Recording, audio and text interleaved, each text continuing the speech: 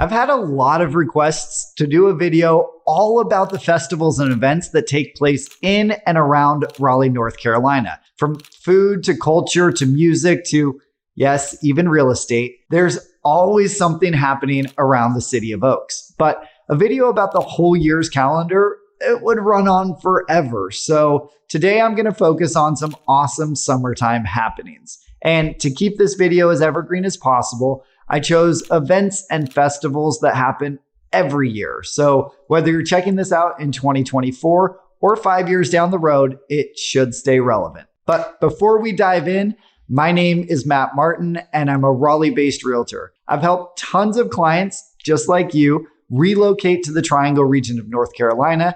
And if you're looking to do the same, I'd love to help you too. I'm going to break things down by month, starting with July, since that's when I'm filming this video. And if you're interested in that big real estate event that takes place every year, be sure to stay tuned until we get to October. So let's kick off July with some Independence Day celebrations. The biggest in the region takes place at Dorothea Dix Park, the 300-acre park just south of downtown Raleigh. The fireworks show lasts for over 20 minutes and caps off a larger festival in the park that last year attracted over 25,000 people. There's 40 food trucks and a family activity zone with art activities, water slides, and a foam party pit, not to mention music and dancing while waiting for the big show. Sticking in Dix Park, one of the highlights of July is the opening of the sunflower field. This 5-acre field gets planted every year with nearly 100,000 sunflower seeds, which usually bloom in July for the public to enjoy.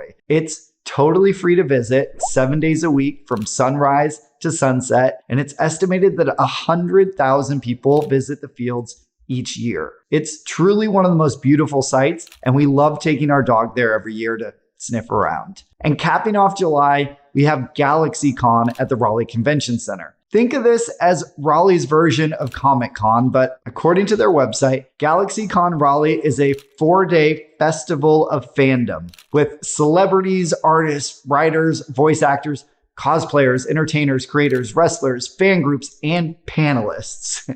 It aims to bring together people to celebrate comic books, pop culture, sci-fi, fantasy, anime, gaming, cosplay, and more. In addition to exhibitions, panels, and shows, there's also GalaxyCon After Dark, which consists of late-night programming like burlesque, the Rocky Horror Picture Show Shadowcast, after parties, karaoke, and drag reviews, along with the After Dark Market with vendors open late night. Moving into August, let's kick it off with one that I've been dying to go to, and that's the Beer, Bourbon, and Barbecue Festival at Cocoa Booth Amphitheater in Cary. Here's what their website has to say. Get ready to enjoy all those pleasures that true Southerners live by. Beer, bourbon, barbecue, boots, bacon, biscuits, bluegrass, and smoked beasts. Ticket prices vary depending on what you're looking for. You can get general admission for $45 as of July 2024, or splurge on the Grand Poobah 2-day all-access pass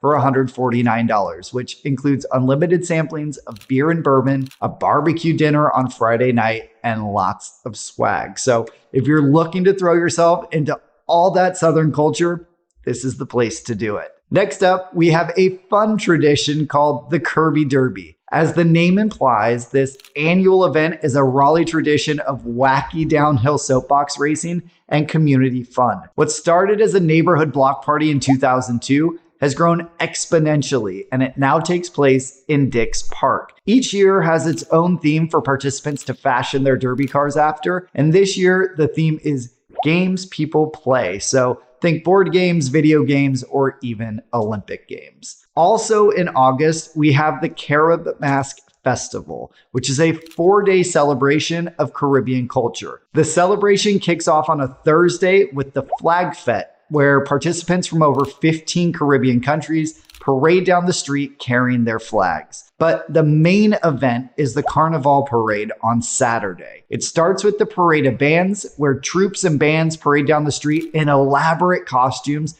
jamming to the tunes from their native lands. The event also features vendors and performances, and it's meant to promote diversity, equality, and create a deeper appreciation for Afro-Caribbean culture among the citizens of the Raleigh-Durham Metro. Continuing the fun, we have the fun to say and even crazier to attend Packapalooza. This event kicks off the school year for NC State, and according to the event's website, Packapalooza is a vibrant all-day block party and street festival that caps off Wolfpack Welcome Week, commencing the academic year with a bang. NC State students, faculty, staff, alums, families, and members of the local community pack Hillsborough Street for a day filled with music, entertainment, family-friendly activities, food, and everything that embodies the Wolfpack spirit. Packapalooza is a cherished tradition that attracts over 85,000 attendees, boasting an impressive lineup of more than 300 vendor booths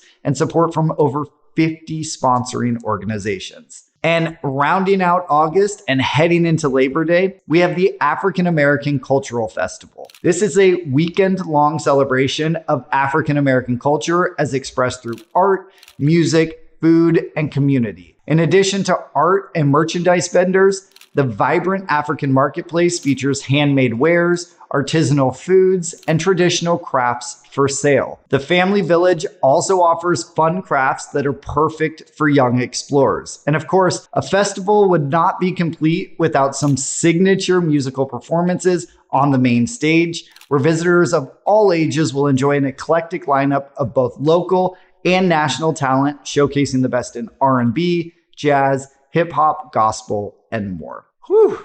All that celebration, and it's only September. Let's keep things going with some major music festivals that take place at the end of summer. We'll kick it off with the Hopscotch Music Festival. The Hopscotch Music Festival is an annual 3-day music festival in downtown Raleigh that features more than 120 bands. From large outdoor main stages in Raleigh City Plaza and Red Hat Amphitheater to intimate club shows, the festival features music of many genres: rock, hip hop, metal, folk, electronic, experimental, and more. And its schedule highlights this diversity each year. If you're an indie music fan, you'll definitely want to block off the Hopscotch Music Festival weekend. But if you're more of a bluegrass fan, well, you'd better get your tickets to this year's World of Bluegrass Festival, as it's actually the last year it'll be taking place in Raleigh. This event, which has been running since 2013, has drawn more than 1 million people to downtown Raleigh for bluegrass, banjos, and barbecue. This isn't just a concert series. There's a Bluegrass Music Awards show, outdoor street festival, business convention, and nightclub showcases. I would tell you the lineup, but unfortunately, I'm not a bluegrass aficionado, and I'd probably butcher the names, but take it from my friends who are fans, this is an incredible event. And don't fret about it being the last year. The producer of the event has said that a new locally produced festival will continue in 2025 and beyond. So you got familiar with Dix Park during July's festivities, you street festivaled your way through August, and rocked out in September. But heading into October, the temperatures start to drop, and we're going to calm things down with 2 things that I particularly love: real estate and food. The first big event we have in October is the one I look forward to all year, and that's the Parade of Homes. Think of this as a giant open house all across the region, where builders open their new construction homes to the public. It's totally free, and even better than that, it spans across 3 weekends, usually starting in late September. So you have lots of time to explore all the homes your heart desires across the triangle. And there's a ton of variety. Last year, the homes ranged from townhouses in the $300,000 range all the way up to a 9,000 square foot golf course mansion for $7 million.